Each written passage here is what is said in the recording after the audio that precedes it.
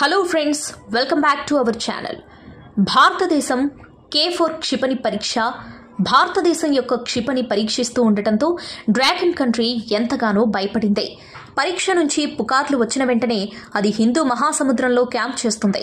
అగ్నిఫై క్షిపణి పరిధి 5000 కిలోమీటర్ల వరకు ఉన్నందున చైనా కిల్లర్ అని పిలువబడే అగ్నిఫై క్షిపణిని పరీక్షించడం ద్వారా భారతదేశం ప్రపంచాన్ని ఆశ్చర్యపరిచింది.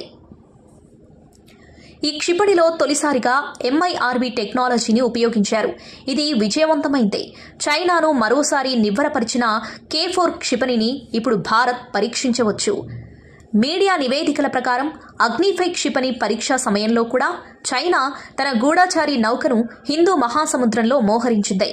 ఇప్పుడు K4 క్షిపణి పరీక్షా సమయంలో కూడా చైనా తన పరిశోధనా నౌక జియాంగ్యాంగ్ 01ని విశాఖపట్నం నుండి కొన్ని నాటికల్ మైళ్ల దూరంలో అంతర్జాతీయ జలాల్లో నిలిపివేసింది.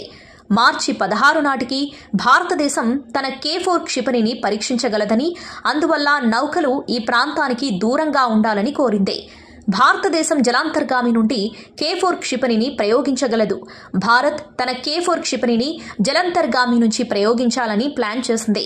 అణు జలాంతర్గామి INS అరిహంత్ నుండి K4 సబ్మెరైన్ లాంచ్డ్ బాలిస్టిక్ క్షిపణిని భారతదేశం పరీక్షించగలదని కొందరు విశ్లేషకులు భావిస్తున్నారు. ఈ క్షిపణి పరిధి దాదాపు 3500 కిలోమీటర్లు. భారత్కు చెందిన K4 క్షిపణి అణ్వాయుధాలను కూడా మోసుకెళ్లగలదు. ఈ కారణంగా చైనా భయపడుతుంది. ఎందుకంటే జలాంతర్గాముల నుండి క్షిపణులను గుర్తించడం అంత సులభం కాదు. భారత్కు చెందిన K4 క్షిపణికి సంబంధించిన సమాచారాన్ని సేకరించేందుకు చైనా తన గూఢచారి నౌకను హిందూ మహాసముద్రంలో మోహరించినట్లు విశ్లేషకులు భావిస్తున్నారు. చైనాకు చెందిన జియాంగ్యాంగ్ 01 షిప్లో జలాంతర్గాముల కదలికలపై నిఘా ఉంచే అనేక సోనార్లున్నాయి. మెరైన్ ట్రాఫిక్ నివేదిక ప్రకారం చైనాకు చెందిన ఓడ జియాంగ్యాంగ్ 01 ఫిబ్రవరి 23న చైనాలోని చెంగ్డు పోర్టు నుండి బయలుదేరింది. ఇది ఆదివారం బంగాళాఖాతంలోకి ప్రవేశించింది. చైనాకు చెందిన 01 షిప్ ఎక్కడికి వెళ్తుందనే దానిపై ఎలాంటి సమాచారం ఇవ్వలేదు. భారత నౌకాదళం చైనా నౌకను పర్యవేక్షిస్తుంది.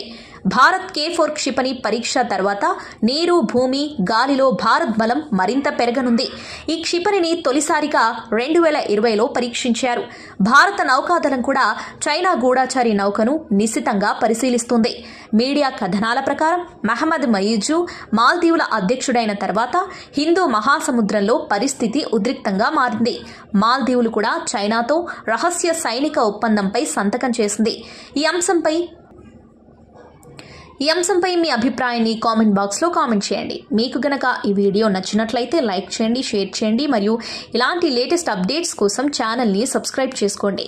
Thanks for watching.